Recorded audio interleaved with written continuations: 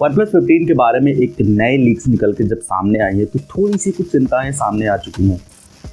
इस flagship smartphone के बारे में कुछ ऐसे डिसअपॉइंटमेंट वाले फीचर्स निकल के सामने आए हैं जो कि मेरे हिसाब से ये एक रियल अपग्रेड नहीं फील हो रहा है। पहले डिस्प्ले के बारे में कुछ इन्फॉर्मेशन निकल के सामने आई कि उसमें बहुत सारी कमियां इस साल में देखने को मिलेंगी।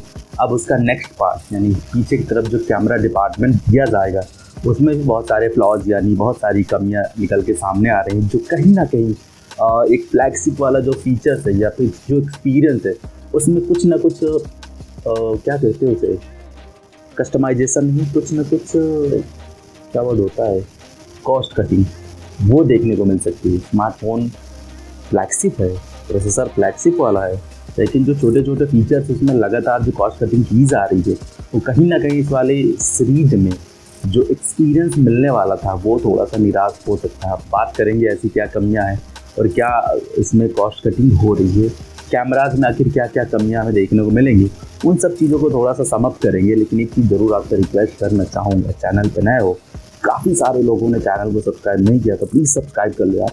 लिटरली 1 ही मिनट लगता है सब्सक्राइब करने में।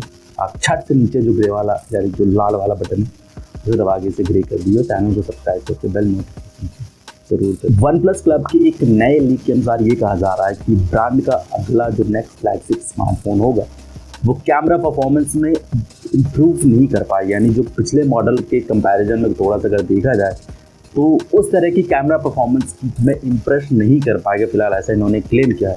उसका सीधा सीधा रीज़न ये दिया है कि इस बार भी हमें OnePlus 15 में 50 मेगापिक्सल का प्राइमरी सेंसर देखने को मिलेगा, लेकिन उसका जो सेंसर साइज होगा वो 1/1.54 इंच का सेंसर होगा, जो अपर्चर f1.6 का होगा।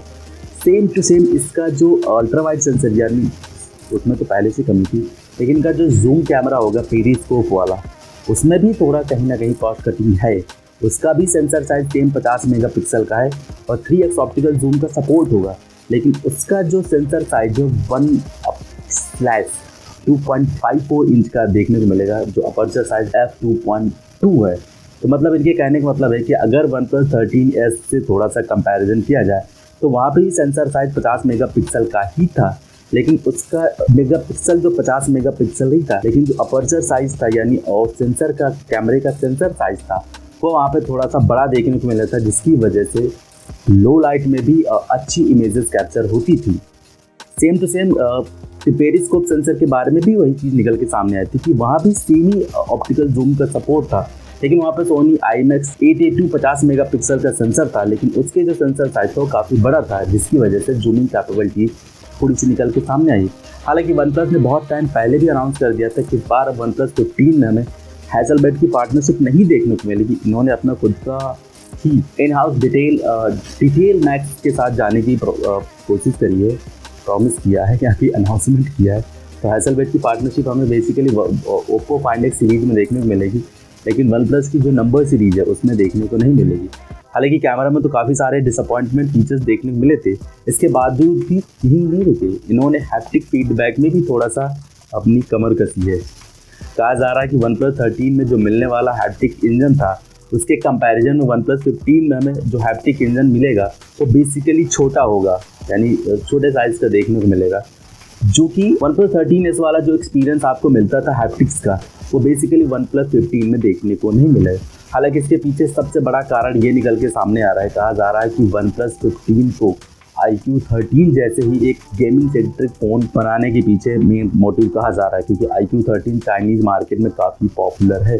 तो सेम टू सेम ये भी कहा जा रहा है कि OnePlus 15 भी हमें नेक्स्ट ईयर यानी जब लॉन्च होगी चाइनीज़ मार्केट में, उसके बाद एक ग्लोबली लॉन्च होगी, फिर इंडिया मार्केट में आएगी, ये बेसिकली एक तरह से गेमिंग सेंट्रिक फ़ोन के रूप में लॉन्च किया जाएगा।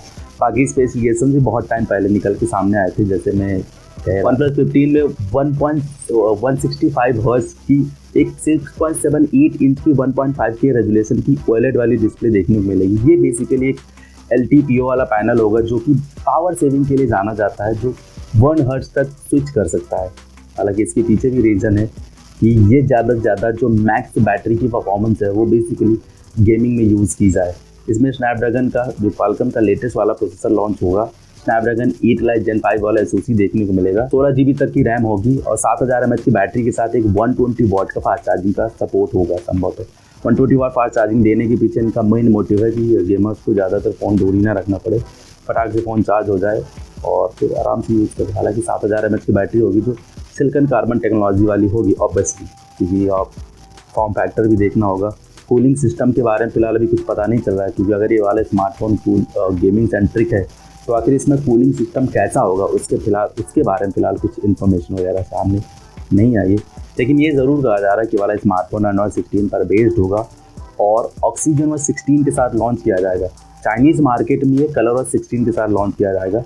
लॉन्च डेट के बारे में फिलहाल यही निकल के सामने आ रहा है कि नेक्स्ट मंथ चाइनीज़ मार्केट में लॉन्च होगा और same to same next year के फर्स्ट मंथ में यानी जनवरी 2026 में ये ग्लोबली और इंडियन मार्केट में देखने को मिलेगा। प्राइसिंग के बारे में थोड़ी सी अटकलें हैं, क्योंकि वाला स्मार्टफोन गेमिंग सेंट्रिक है, तो मेरे हिसाब से इसकी जो कुछ प्राइसेस होगी इस साल शायद हो सकता है थोड़ा सा ज़्यादा देखने को मिले। लेकिन रिपोर्ट्स यही क्लेम कर रही हैं कि इस वाले स्मार्टफोन की जो प्राइसेस होगी वो OnePlus 13 के जैसी लगभग 70,000 के आसपास से स्टार्ट किया जाएगा।